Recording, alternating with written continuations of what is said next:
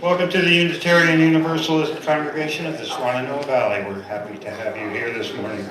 My name is Peter Howe, and I told you it was going to happen, Marty.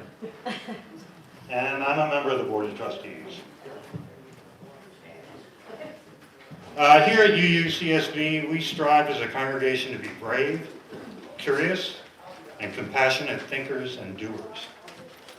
We're diverse in faith, ethnicity, history, and spirituality, but we're aligned in our desire to make a difference for the good. We have a track record of standing on the side of love, justice, and peace. So let's take advantage of this time we spend together today in this place to help us focus on making the world a better place around us as we venture out on this Sunday and every day. If you are new to Unitarian Universalism, you might take note of our mission statement, which is printed in front of your order of service. And we also work together to promote and practice our 8 principles, which are printed on the back of the order of service. Now, it's our tradition to welcome first and second time visitors or folks who haven't been here for a while and would like to reacquaint us with you. Please stand if you are comfortable and introduce yourselves and tell us where you're from. We'll start on this side. Or this side. No, it's the other this side. Go ahead, hi. Hi, Sharon Price from Asheville and an old friend of theirs. Welcome. Yeah. Okay, all right. Hi, I'm Ashley. I just moved back home from here, but from San Jose, California. Hello. Welcome back.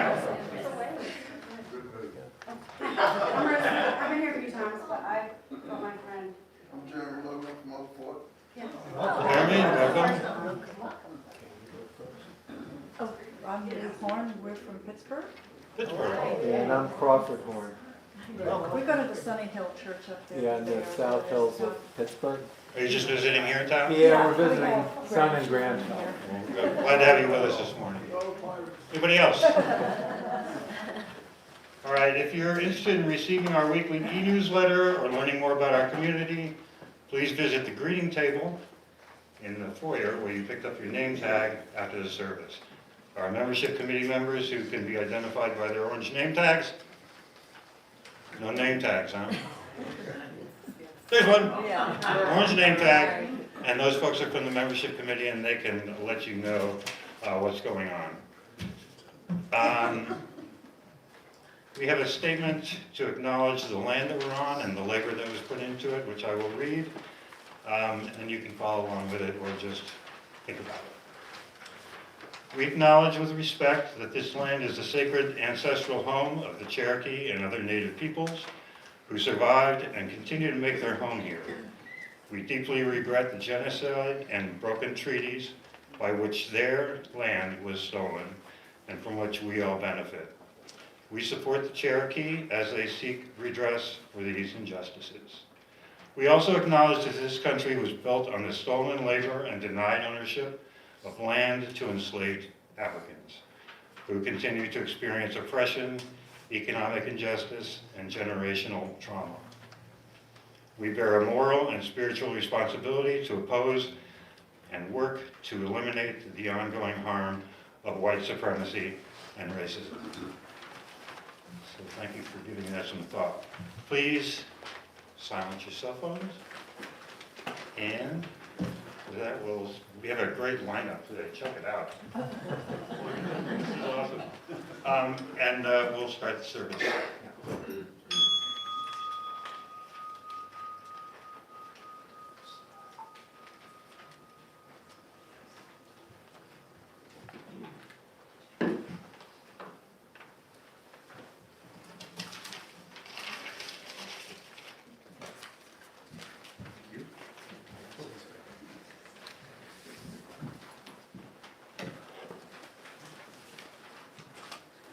How's that? How's this? Is that it? Okay, I'll try and remain as close as I can.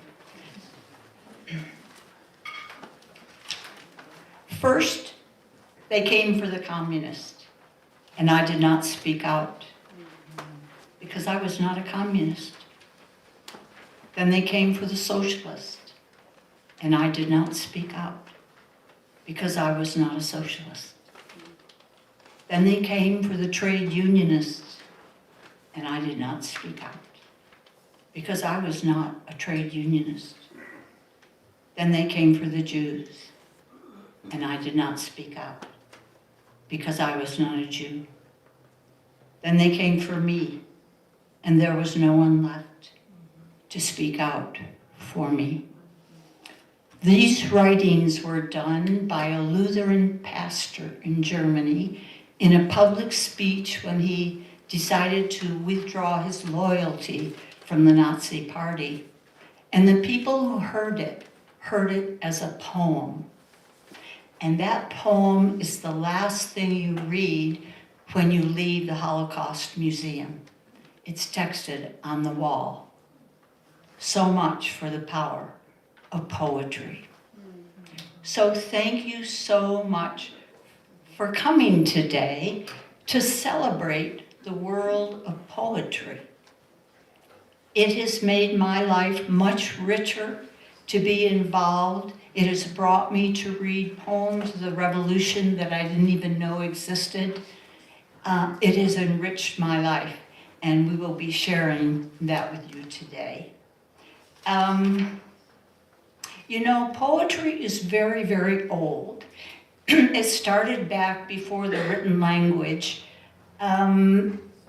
used as a spell to create things to happen, to make magic, and for a long time it was oral before we moved into written language. So it's only appropriate that we read our poems out loud, which we will be doing today. And because it's so old, it's had an amazing arc of still existing. And now we have contemporary poets who are also gathering together in this troubled time to make their voices heard.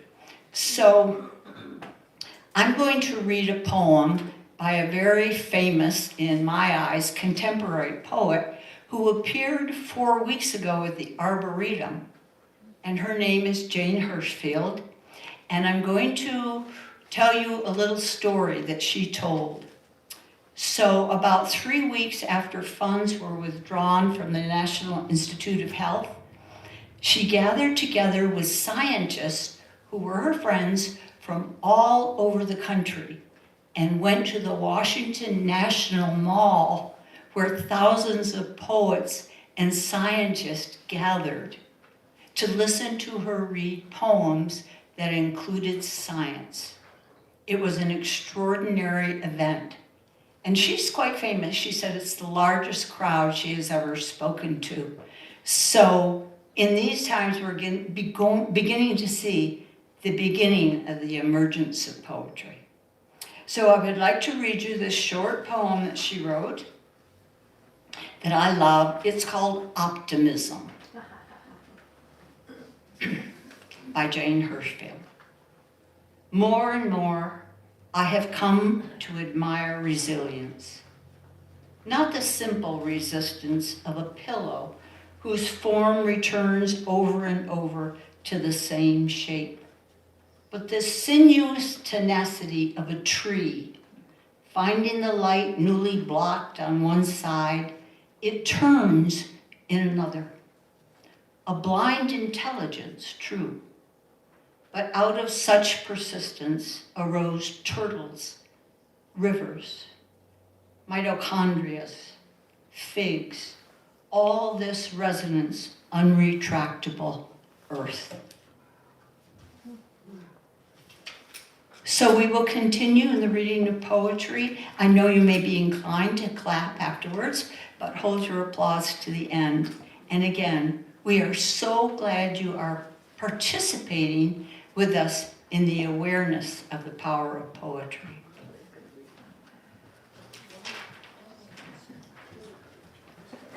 Good morning. We're going to start with hymn number 34, Though I May Speak with Bravest Fire.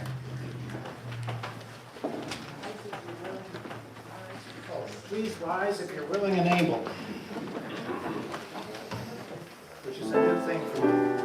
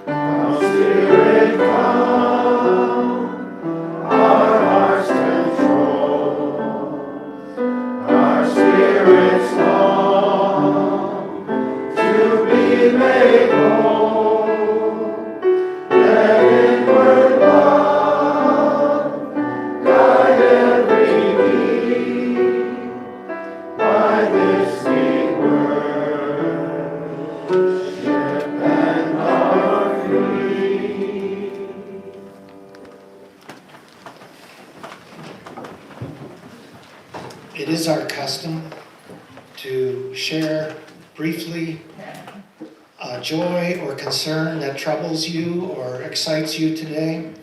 And the way to do that for newcomers is to simply come on up and either light a candle or drop a stone in the water, and then silently head on back to your seat. So please come share your joys and concerns.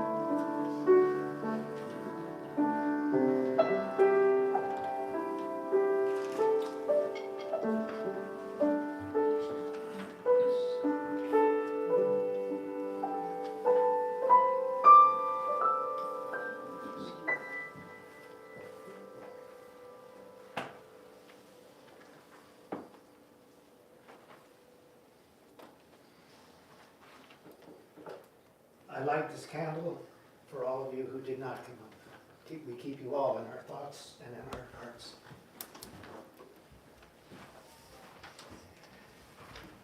Now it is time for our meditation, followed by a moment of silence. So please make yourself comfortable. And if you wish, close your eyes.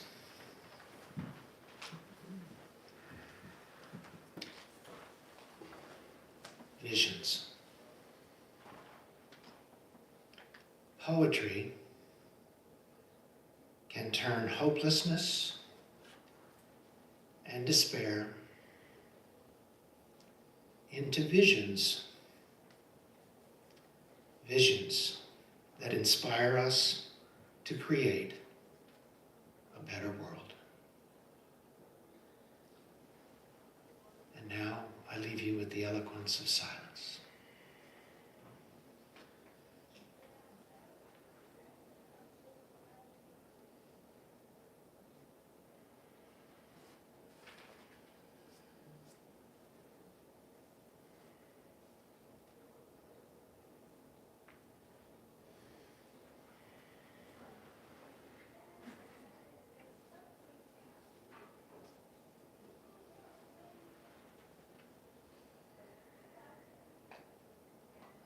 May it be so.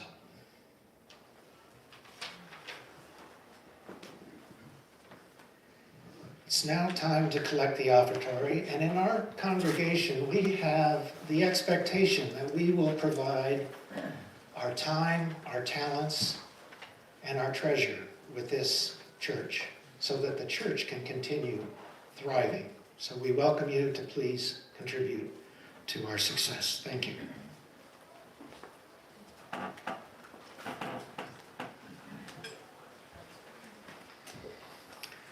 And as a way of introduction to the song while we set up here, has anybody ever heard of Pink Floyd's Comfortably Numb? This is not that. You're going to hear that a little later. But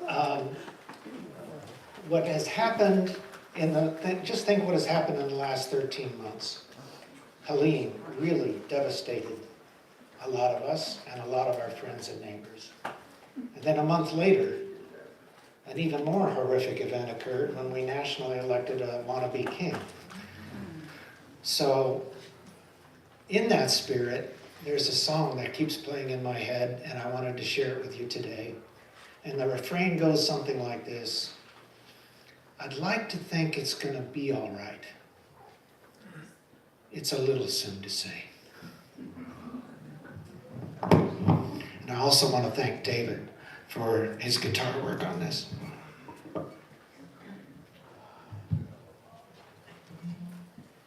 Thank you. Thank you for your contributions.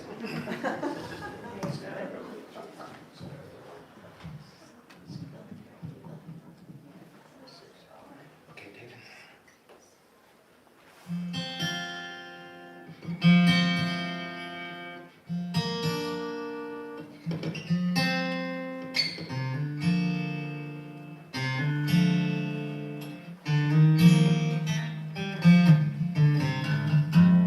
I came for inspiration. I came looking for grace and found my reflection in every passing face and everyone who gathered, standing on their shore, searching the horizon, not knowing what exactly for. Searching the horizon for what we can't quite see, when all we've ever needed has been there all along inside of you and me. I want to see you holding out your light. I want to see you light the way. Whether everything will be alright, it's just a little soon to say.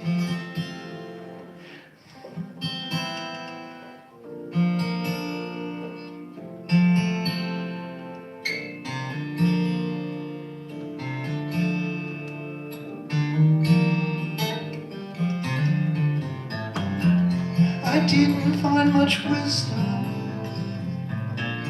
when time is on my side. Too little information, too much time to decide. I took a couple wrong turns. It only takes you one to send you down a lifetime of wondering what you might have done. Searching for a lifetime for what you wanna see, when all we've ever needed has been there all along inside of you and me. I wanna see you holding out your light. I wanna see you find your way beyond the sirens in the broken night, beyond the sickness of our day. And after what we've come to live with, I wanna know if you're okay. You gotta think it's gonna be alright. It's just a little soon to say.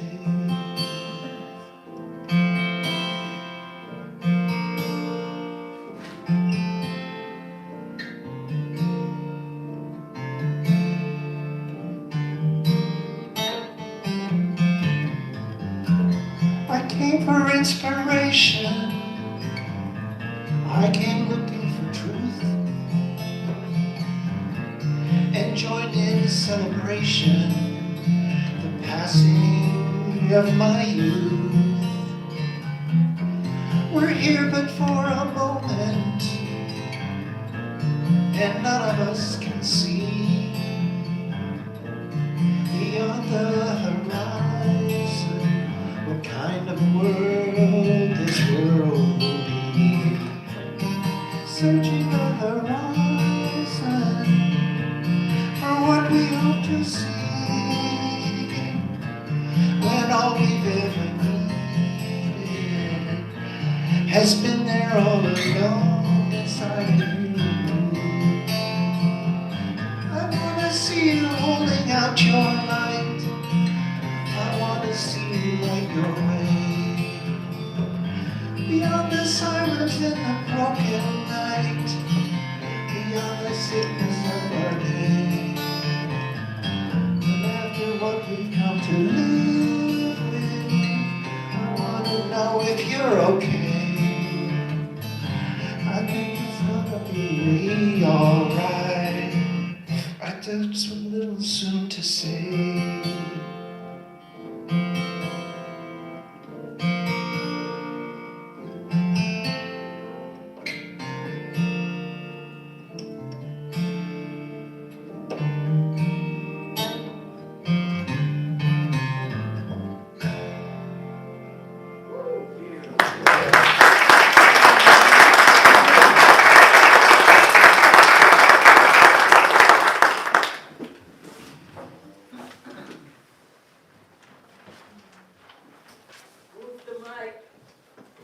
Thank you.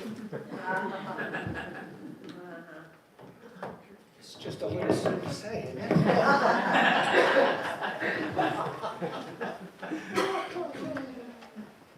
What is poetry? Rhythm with rhyme, or chaos with cadence? Deep reflections on life, or simple homespun musings? Complex imagery, similes, and metaphors, or simple ditties? Who decides? The writer or the reader? Or the pundits on high who declare what makes good poetry, or poetry at all versus prose or essay? Well, these are all serious concerns in the halls of academia. But here, between you and me, does it really mean anything? Or can we just enjoy what comes out of our pens, metaphorically speaking?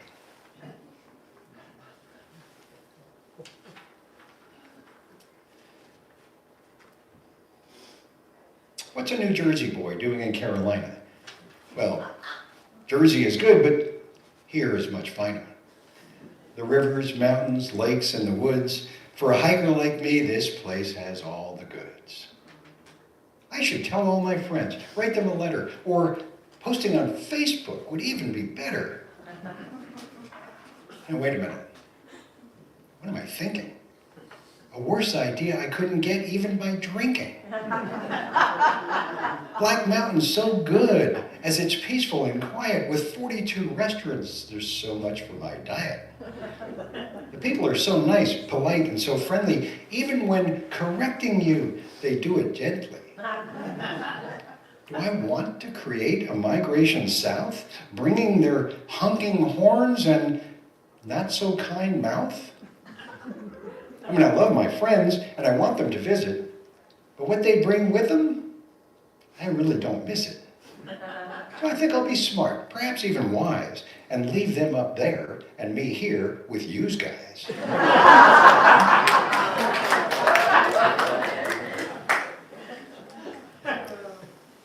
Wouldn't it be great to know what it is that a dog understands from sniffing?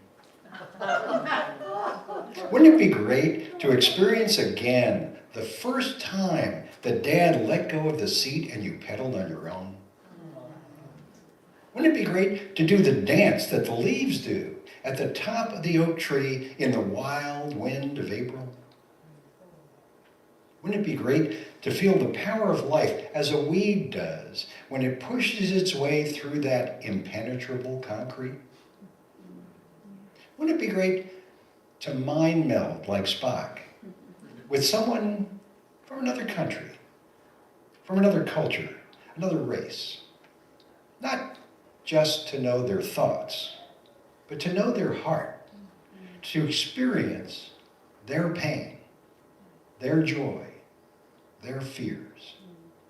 If we could do that, there would be understanding, compassion, love, oneness.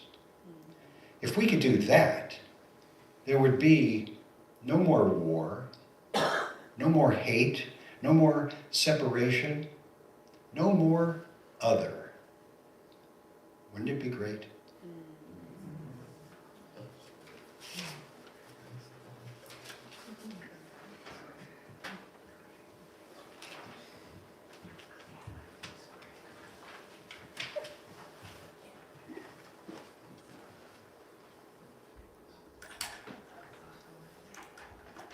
While he's pulling that down, let me just tell you, one of our favorite poets in our continuing group that gets together monthly is Laura Staley, who now lives in Ohio, but she joins us by phone once a month when we share our poems, generally 2 poems apiece.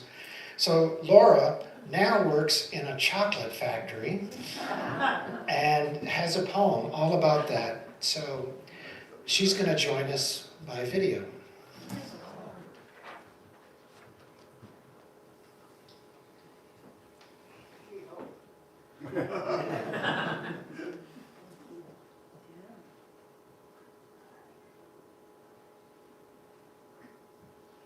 I hope.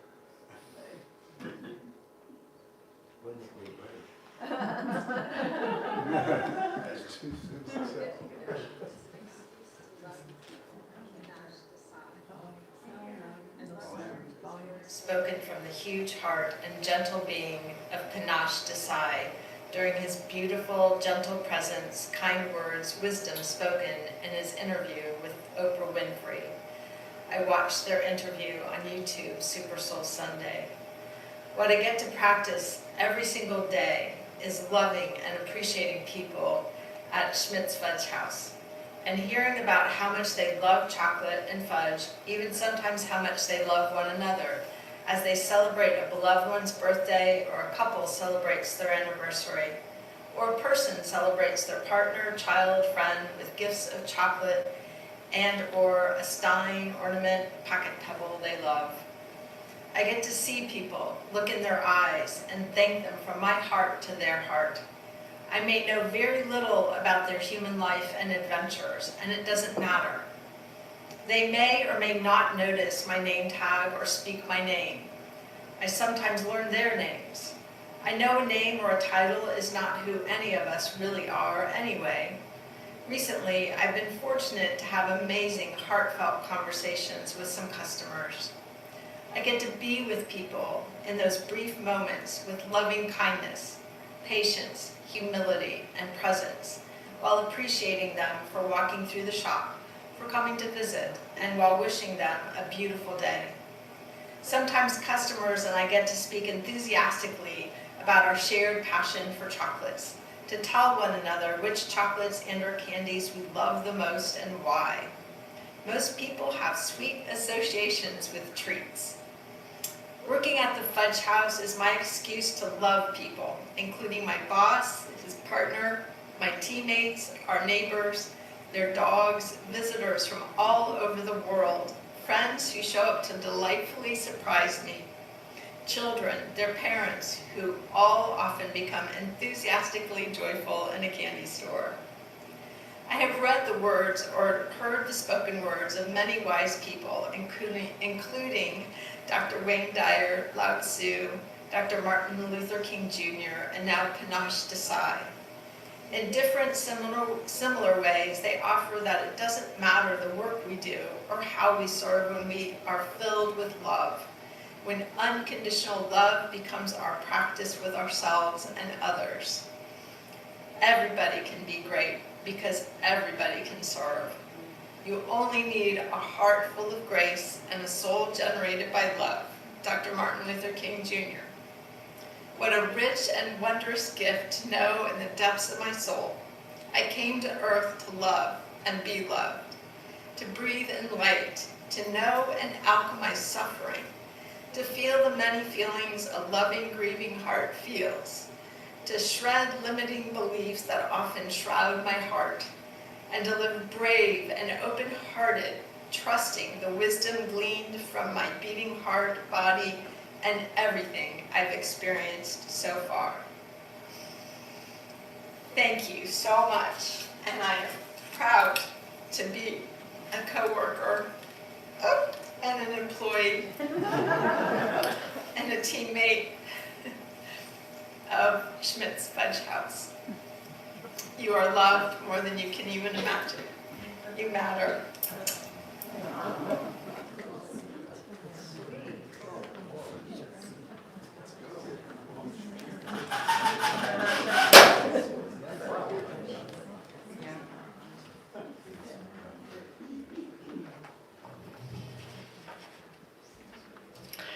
The things she didn't say. The things she didn't say paced behind the open bars of her eyes like tigers, wild things fighting to be free. The things she didn't say swell like the ocean, pounding at the shore of her soul, beckoning her bare feet to wade in and follow the deep tide home. Her words howl like wolves inside her, waves of longing rolling inside her, and her mouth draws tight as purse strings, holding the burgeoning blossoms in. Let your words spill, sister. Let them spill from the sacred bag of your belly like the precious stones that they are, worn smooth in your wisdom, bathed in moonlight, singing in the sun. Speak, sister, before all the words die inside you. Speak, I beg of you, speak. For the world needs you, needs the power of your voice, needs the whispers and the roars of all the things that only you can truly say.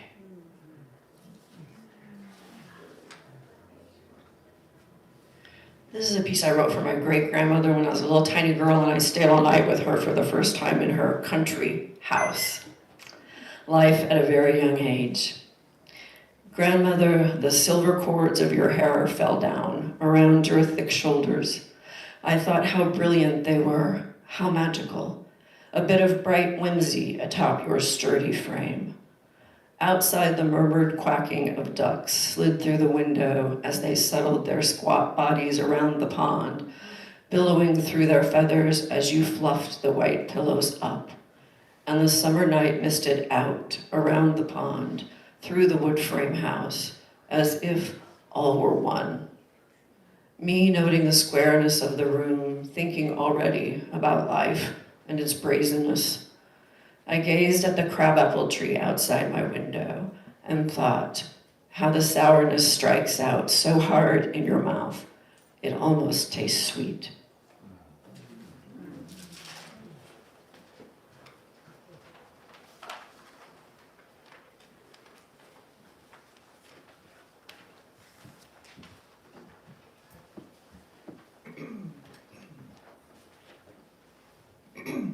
Run toward your creative life.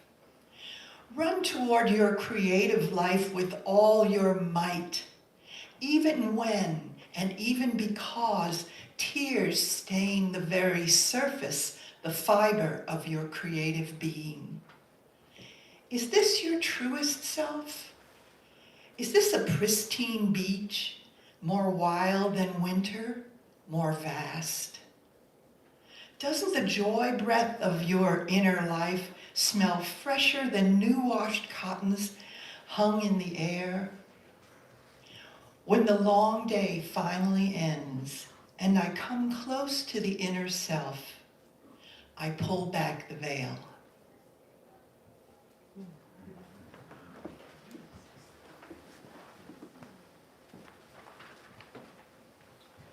So this is a poem by our very own Sylvia and she's asked me to read it, and I'm honored to do so. Weeping Willow. A willow weeps by a silent pond, tears of loss for her friends. When her sister trees were in full growth, a dense corpse of friends now lost, now gone. Chainsaws screamed in violent voices felling trees, their ages recorded in decades of rings. Ageless sentinels who gave life to the air. The loggers ripped out the trunks of Douglas fir, the pine, the oak. Bulldozers pushed the understory, laurels, rhododendrons, saplings, without a thought of what was lost. The epidermis of the earth removed with disregard of the compost of mushrooms, moss, rotting leaves, the denuded, scarred soil cried out for rain. The willow weeps by the grieving pond. In shock, a lone hiker paused in disbelief. His grief for the corpse, the trees often visited, now gone. Amputated trunks lie scattered, abandoned, their oxygen-giving gifts gone. Silent branches that house the birds, insects, and scurry of squirrels now vanished. The deers, beaver, owls, and crow, now the refugees, forced to flee. Why, they intoned. A house erected with disregard for animal habitats, grand, oversized house with peaked roof clad in tin, appears on the land where flora and fauna flourished. Now a couple arrive to see their second home. It does look somehow out of place on the denuded land. Their dreams of life in the forest seem out of reach. The willow weeps by the silent pond.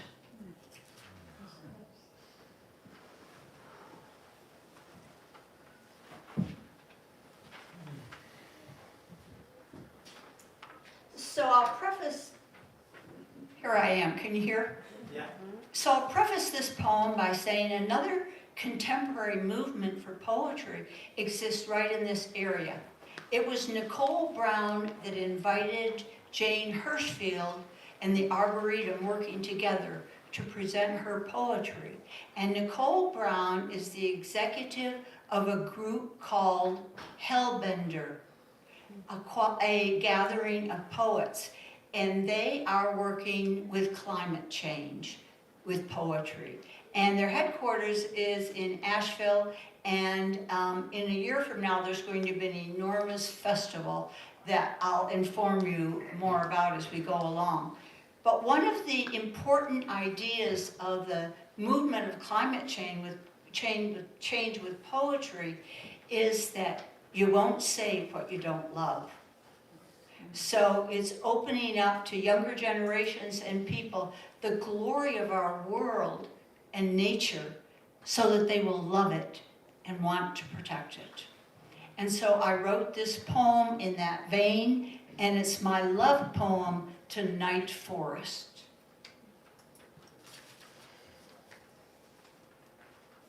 That I might be a forest nymph, primordial, unafraid, at ease with beasts of kindness, those creatures roaming among purpled darkness, feeding upon graciousness of green stalks. My bedding, ground of wandering moss, my pillow, sleeping belly of woodland deer, my dreaming, soothed by song of hornbill, hum of elephant beetle. Oh wonder, wondrous.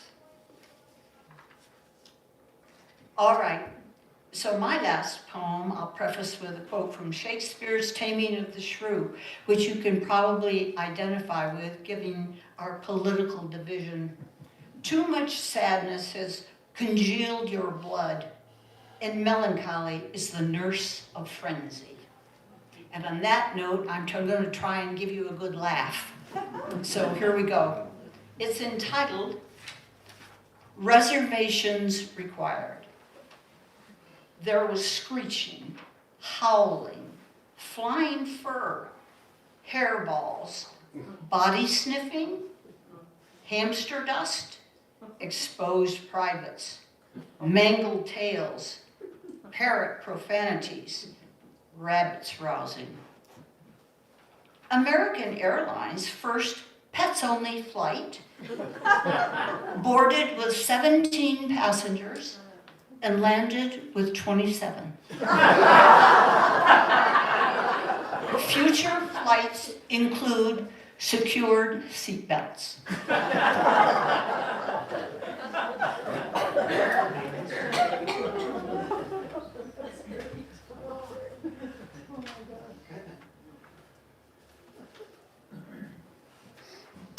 So, Sue, Mamie's partner, asked me to read Mamie Hillard's poem that she selected, and I feel honored to do that, and sounds very much like Mamie and brings back wonderful memories of what she meant to us.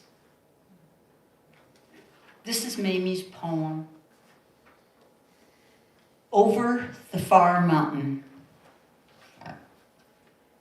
The tree trimming men came today, arborists. They say they love all the trees, form and fauna in community, our cabin view in their unity. Limb up hardwoods, backing the sun from the laurel, from the dog run. Take out the diseased so they are pleased. Give our young ones room to grow. Johnny Appleseed, you know, the sun, the rain, and Appleseed. That gnarled old dogwood, I say, please leave my longtime mentor. Give her reprieve. Wintertime, her limbs go bare. Create art. And people stare to spring and become a faithful few. When his time around, I'm having trouble reading this, she will tell you. The sourwood, oh, the sourwood. First scarlet in the hood. Thank you, thank you, thank you, honeybees. Mr. Tree Man, please don't take our bees' trees. The far mountain range rubs a cloudless sky. With a tree surgeon a skill, today I see why. Seven Sisters, Craigie Gardens, and Pinnacle all come into view. Look, grandeur is what they do. When cynicism creeps in, the mountains are my friends. One day, I am fain to leave my long cabin home. My cue, follow the view over the far mountains by Mamie Hillard and dedicated to Andrew Wagner, arborist. Thank you, Mamie.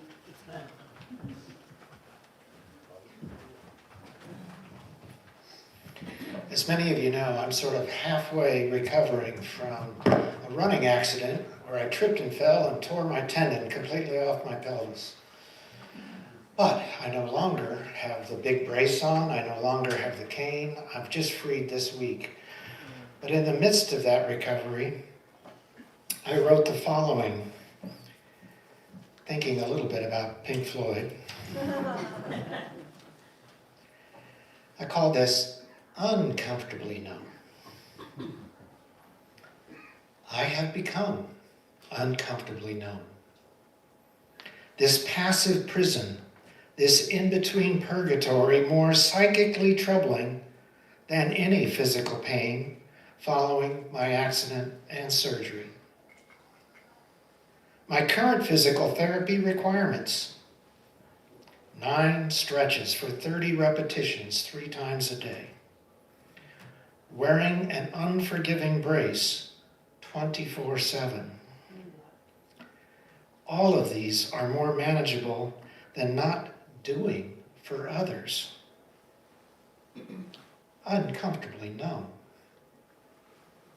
Avoiding all weight bearing on my left, even though my physical pain has subsided. Demands no aerobics, limited walking, leaning heavily on a walker, and isolation from who I am, or at least who I used to be. Plenty of passive time for writing, but my poetry is barren, another punishing desert. Nor can I actively be there for anyone else, especially not able to care for the little ones. Uncomfortably numb.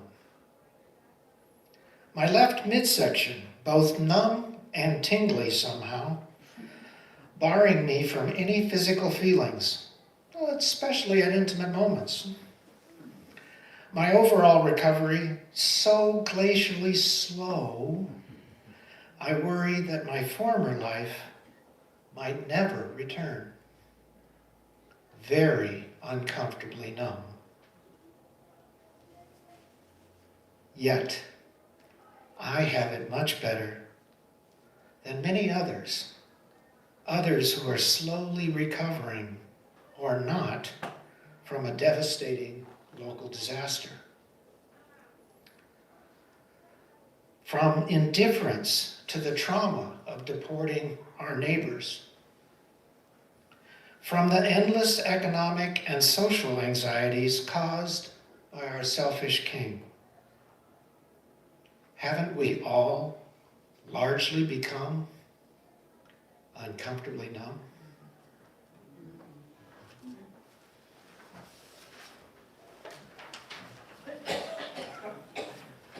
Our first poem in this set was by Larry asking, what is poetry?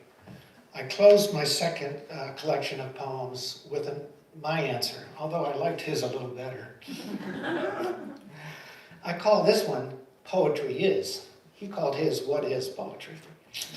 Poetry is hiking in a beautiful forest for the first time on a new trail. Poetry is a bridge to another person, sharing disciplined meaning. Poetry is engaging, fun, surprising, and sometimes frightening. Poetry is what helps us make sense of this world. Poetry is the way, the path, the journey into one's soul. Poetry is a connection between 2 distant hearts and minds. Poetry is for those of us who can't sculpt, draw, paint, or sing. Poetry is my toughest challenge at this stage in my life. Poetry is a few words that create outsized meaning.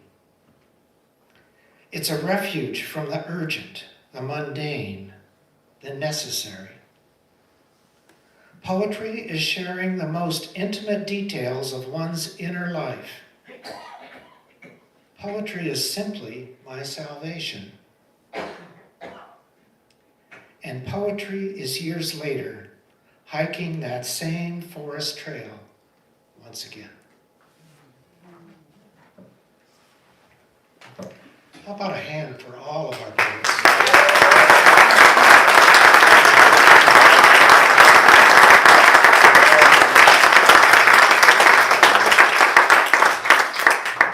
So, we weren't quite sure how long all of this would take. We planned it, we rehearsed it, we did all that stuff, and decided we really wanted to save time for the poetry and not have a second hymn. But we have a few minutes. So if you'll turn to page 38, one of our favorite hymns, which is really, if you read the lyrics, quite poetic, is number 38. 38, Morning Has Broken. Please stand again. I keep forgetting that.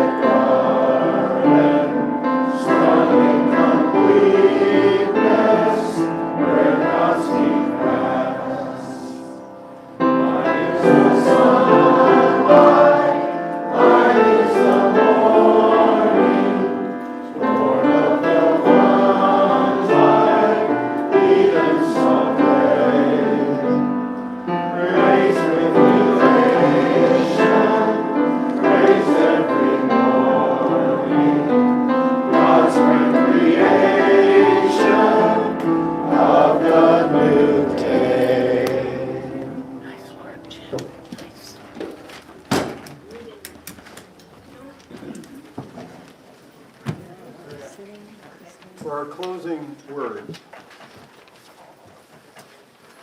Ann Silman was an integral part of our poetry group for many years, as she was for this congregation. And so we didn't think to end this without a word from Ann. Actually, this isn't a word from Ann, it's a word about Ann, something I wrote a while back, an ode to Ann Silman. One might think it's just another day with the wind's soft breath or the sun's warm ray. Nothing of note to charge your pen, but this view changes entirely when you see it through Ann's eyes or hear with her ears. She'll make you laugh or turn on your tears as she brings the common things into clear relief to change your perception and your belief. It's not just a leaf falling among many. Her minute description is really uncanny. The colors, the texture, even the sounds she describes makes it clear they're coming to the end of their lives. The sun on her face, the ant in the grass, nothing is common, not to this lass. She's Oliver-esque in her looking at things, and joy to our hearts is all that she brings. I would like to finish with a quote from Wayne Dyer from his book, change your thoughts, change your life, because I think it describes Anne well. Rather than looking for miracles, shift to seeing everything as miraculous. And when you join us for coffee hour, there's an exhibit out in the portico, which you might enjoy taking a look at. It has a lot to do with poetry and life. So that the exhibit is some of the work of the poets for you to look at. Thank you so much.